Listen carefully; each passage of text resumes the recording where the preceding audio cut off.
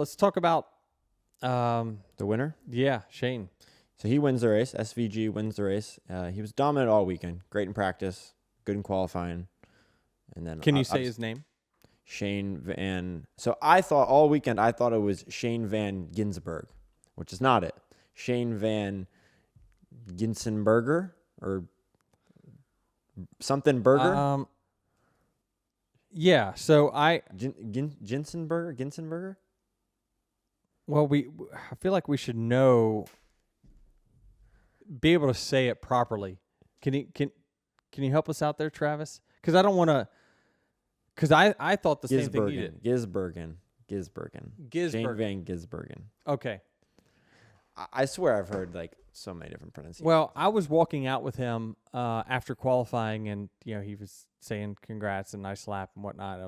I said to him, big fan. I've never talked to him before. I've probably seen, I don't know, 50 total laps of V8 supercar racing, but most of the highlights are around this guy and how good he is.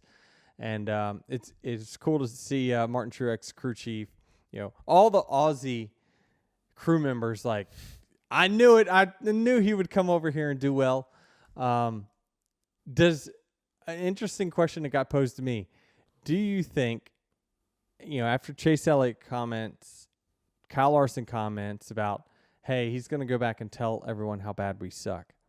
Does it taint it for you at all, guys, that a guy came in here one time and won? Not at all. I've been waiting for this moment. I've wanted to see one of these guys, these one-off guys, come over, be in a good car, and compete.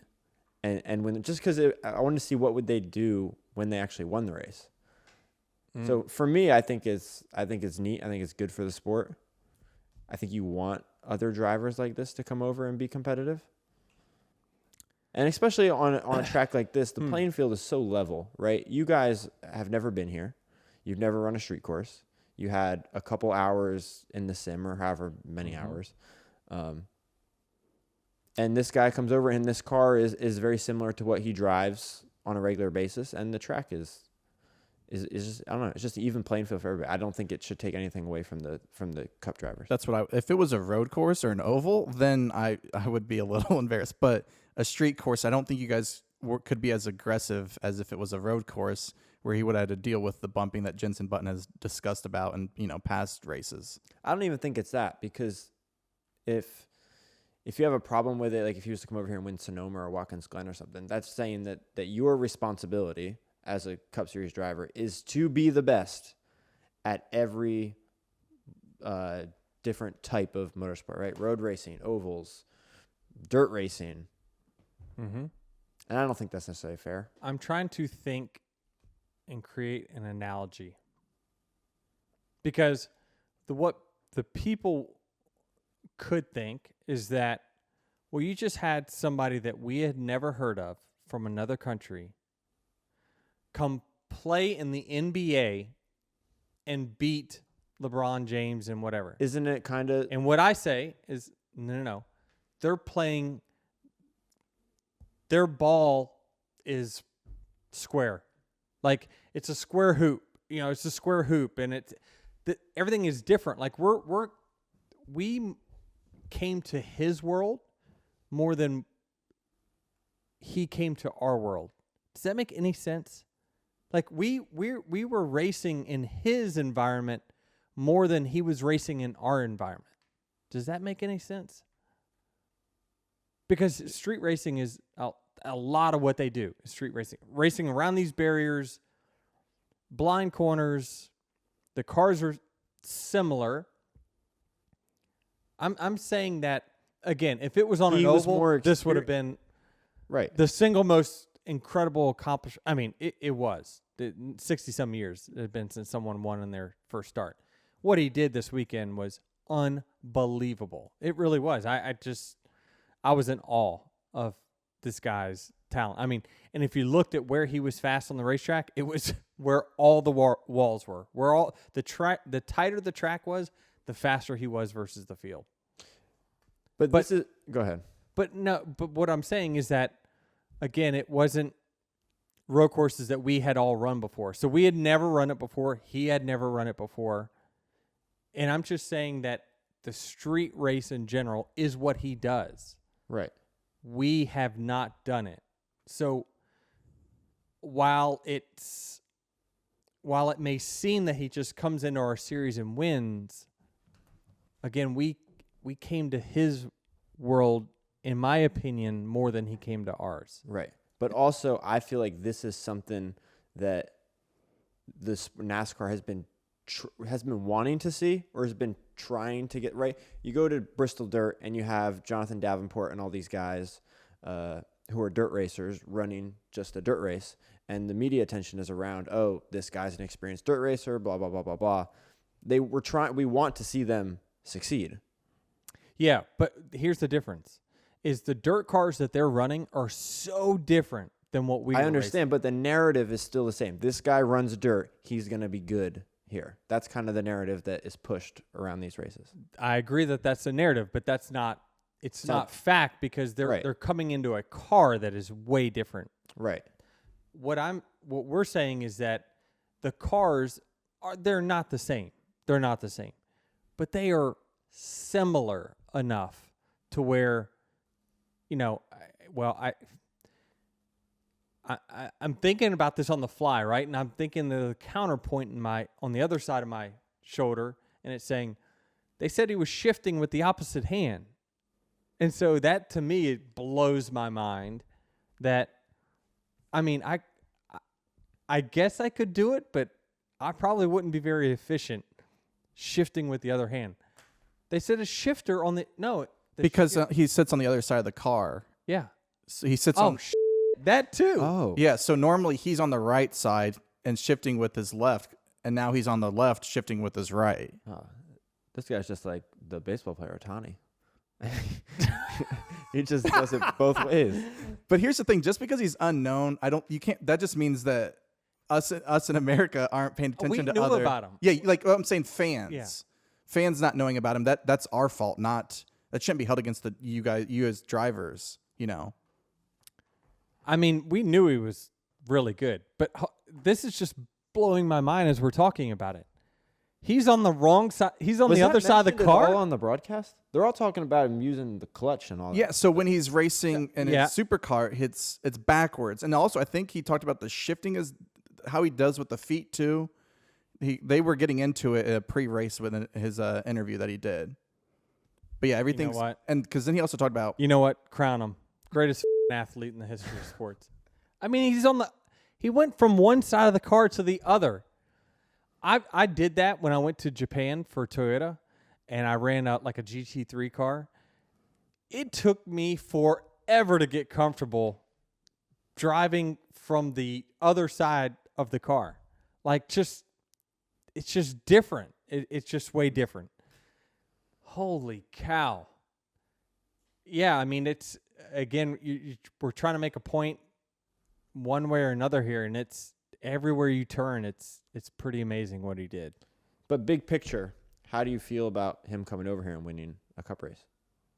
Like a driver that's not a full-time Cup Series driver? Well, that's what the debate, that's what I'm asking you is, I don't have an issue. Due to the debate of, does it tarnish Cup drivers as star racers, or is it just good for the sport? Which one's bigger? I don't think it tarnishes Cup drivers. Okay, good. I also think it's good for the sport. Think about all the fans in Australia, New Zealand that were tuning in. You're trying to get a fan base in Chicago to come to it. You now have two countries that were tuning into a race because of one driver. Mm-hmm. And hopefully, and they probably were entertained. It was a great race. And it ended at, I think, it started at 1 p.m. their time. So they were up and watching it. But now playing devil's advocate, my personal opinion is that I do not think it tarnishes your abilities. That's the good scenario. However, if I'm a random V8 supercar fan from New Zealand and this guy came over here, if one of our LeBron James went and played basketball or something, and just demolished the competition in a Premier League in another country, we'd be saying, wow, that league stinks. Our guy went over there and crushed them. This is just a product of NASCAR branching out more, right? Historically, NASCAR is oval racing. It is, and as the years go on, you're branching out into other disciplines, Yep. and this is going to happen. Yeah, and I mean, this is a part-time car. Justin Marks says that they don't have any plans for Project 91 to run any more races thus far. The next road course race, we have our own ringer coming in, Kamui, that we're going to run him in the 67 car for 2311 at the Indy road course. He was there all weekend, kind of shadowing our team and checking things out. So I'm sure now he's got to be super, like, confident. But again, this was such a special occasion because the racecraft at the Indy road course is going to be totally different You are correct, sir. than this track. You are correct. Kamui is going to have to deal with turn 1 and 2 and 3 at the Indy Yeah. road course and navigating that, similar to Coda. All right, so you bring that up. We need to talk about that just briefly. Man, I'm late. I got stuff to do. The change in the restarts to single file and then starting us with a turn involved. But not a high-speed corner. Can we just say that was a win? Yeah, it was. Like, we didn't have nearly the storm into turn 1 that we had in the past. I think that half of it was because of single file. The other half was because we started around the bend in turn 12. So I think hats off to NASCAR and the drivers working together there to come up with a restart zone that was different to try to help our product. I hope the fans were pleased with what they saw there. We had still great restarts, guys making passes, but you just didn't have Calamity Corner in turn 1. So great change, in my opinion, with the restarts. And NASCAR making the decision to go single file, that just made things even better. You probably would have still had some issues in a turn 1 had we not gone single file. Just simply because there just wasn't, it was hardly 2 dry lanes entering turn 1. Yeah. So good change there. Hopefully we see that at Indy. We hopefully can make a change at Indy as well to get rid of that turn 1 debacle that we've got. What else we got? I mean, so to put a wrap on it, him winning I think is a good thing. I just hope that it doesn't tarnish our drivers. I hope not. I don't think it should. Yeah, I don't think it should either, just because, I mean, I think it just makes what he did feel incredible. The more we talked about it, the more we discussed how different, I'm thinking, well, the cars are similar. And then you say, well, he's on the other side of the car and he's shifting with the other hand. And by the way, he's using the clutch. We don't use, it just, the technique, everything he did was just absolutely amazing. A great weekend for our sport, I think. It's crazy because we draw the bad straw sometimes. Every time we come in town, it's freezing cold, steaming hot, or raining. Like we don't get great weather that often. But we made the best of it. NASCAR made the best of it and had a great weekend. Yeah. It's great for Justin Marks and Trackhouse. Darian Grubb wins. One of my old crew chiefs. He was at Hendrick for a long time. Great to see him in victory lane. And that team, it's just super happy for them. They look like they had a great celebration afterwards.